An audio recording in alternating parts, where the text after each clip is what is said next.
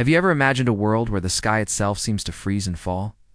A place where the very air you breathe turns into a deadly weapon.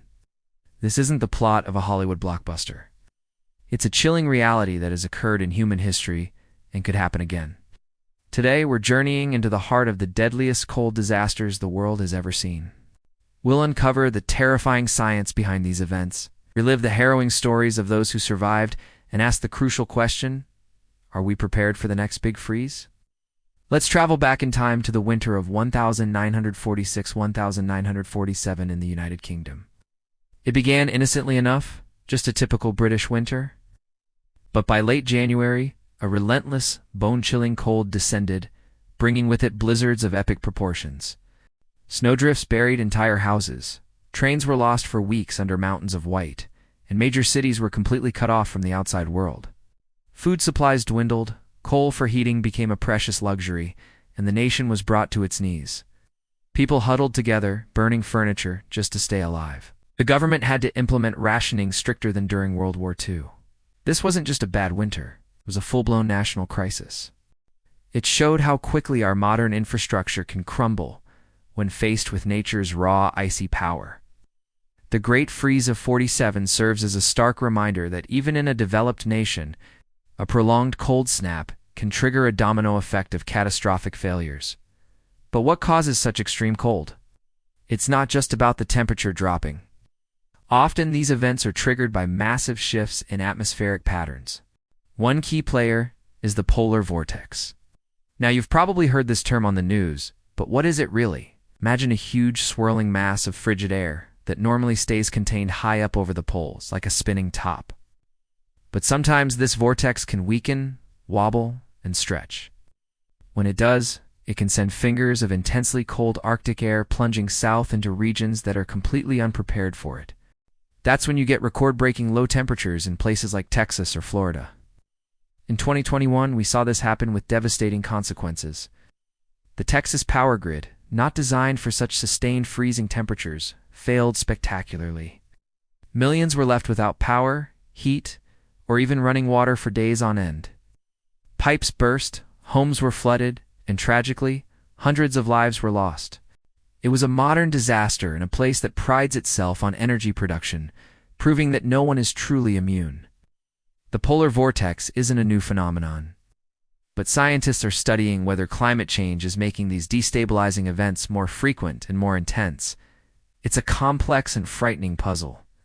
Now, let us look at one of the most mysterious and deadly cold events in history, the year without a summer in 1816. Across the northern hemisphere, summer simply didn't arrive. Instead, June brought frost and snow. July was marked by icy rivers and failing crops. The sky was filled with a strange, persistent fog that dimmed the sun, casting a gloomy pall over the world. People were bewildered and terrified. Famines swept across Europe and North America as harvests failed catastrophically. Riots broke out as people starved. What could cause such a global disaster? For years, it was a mystery. We now know the cause was on the other side of the planet. In 1815, Mount Tambora in Indonesia erupted in the largest volcanic explosion in recorded history.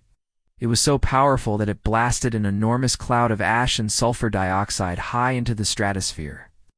This veil of aerosol particles spread around the globe, reflecting sunlight back into space and dramatically cooling the planet. The sky literally fell, not as ice, but as a sun-blocking shroud that plunged the world into a volcanic winter. This event shows us how interconnected our planet's systems are. A single eruption can alter the climate for years, leading to widespread suffering and societal collapse. It's a powerful lesson in global fragility.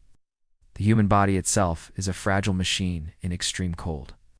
When your core temperature drops, it's a race against time. The first stage is shivering your body's desperate attempt to generate heat. But as hypothermia sets in, the shivering stops. Confusion and disorientation begin. This is one of the most dangerous phases, as people may not realize the peril they're in. They might make irrational decisions, like trying to wander off into the snow. In the final stages, a person may feel a paradoxical sense of warmth and even try to remove their clothes before losing consciousness. It's a silent and insidious killer. Stories from survivors of these events are a testament to human resilience. Think of the Donner Party. Pioneers trapped in the Sierra Nevada mountains in 1846, faced with unimaginable cold and starvation.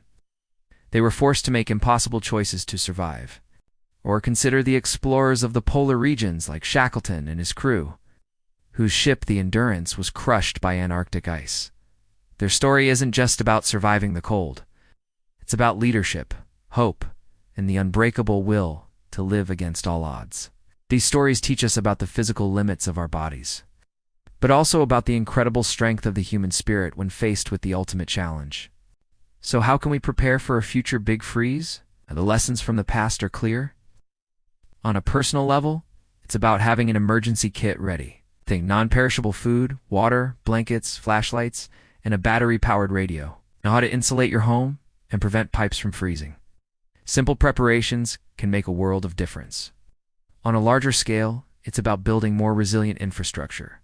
Our power grids, water systems, and transportation networks need to be winterized and fortified to withstand extreme weather events.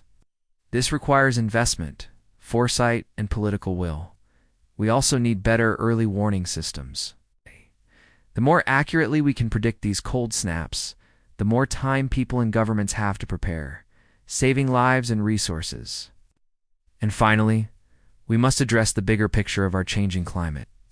Understanding how human activity is influencing these extreme weather patterns is the first step toward mitigating the risks for future generations. We can't stop winter from coming, but we can be much, much smarter about how we face it. From the snow-buried streets of post-war Britain to the sunless summer of 1816, and the modern grid failures in Texas, the story of extreme cold is a chilling one. It reminds us of our vulnerability in the face of nature's immense power.